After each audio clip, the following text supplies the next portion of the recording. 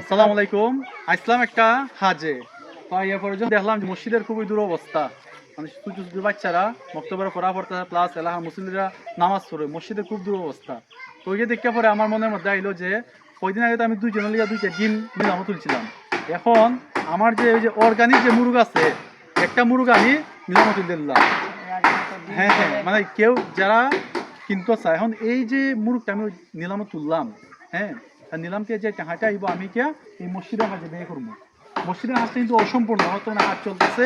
এটি হচ্ছে চুরতাগাং সর্দার বাড়ি মসজিদ। আমি যদি আমি তো ডিম বেচছি, মানে দুইজনের মধ্যে ডিম বেচছিলাম, আলহামদুলিল্লাহ আমার 1600 টাকা আমার দ্বারা আইসে, আরো 1600 টাকা দাম হয়েছে। এখন আমার যে অর্গানিক মুরগ 80টার মতো মুরগটা ওজন, বুঝছেন নি? মানে যে মাংসটা খাইতে একটা মজা হইব, যে অর্গানিক খাবার খাওয়া। এখন যারা কিনতেছেন কিনবার যে খাইতে আমি মসজিদের নামে দাম দিয়ে দিন।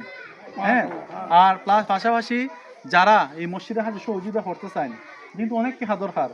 এলাহাবাসী সবার সামর্থ্য অনুযায়ী দান হরত করছেন, যে ছোট একটা মহল্লা, ছোট একটা পাড়া, যার যা সামর্থ্য অনুযায়ী দান করছেন এই পর্যন্ত। আমি ইচ্ছে করে পাইনি। বর্তমানে আমরা যে অসম্পূর্ণ কাজ এই ছাদের লাগি 60 বস্তা বা 11 টন না 1100 কেজি, 1 টন প্লাস আকি। হ্যাঁ 1100 কেজি। 1100 কেজি। আর ওই সিমেন্ট লাগে 70 বস্তা, প্রায় অনেক টাকার দরকার।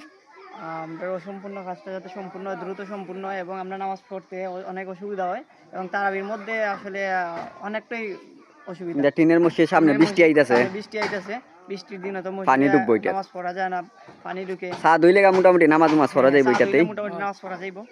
হুজুর আপনি দান সম্পর্কে সৎকার হিসাবে থাকবো, যারা দান করবাইন কিছু হইবাইন হুজুর।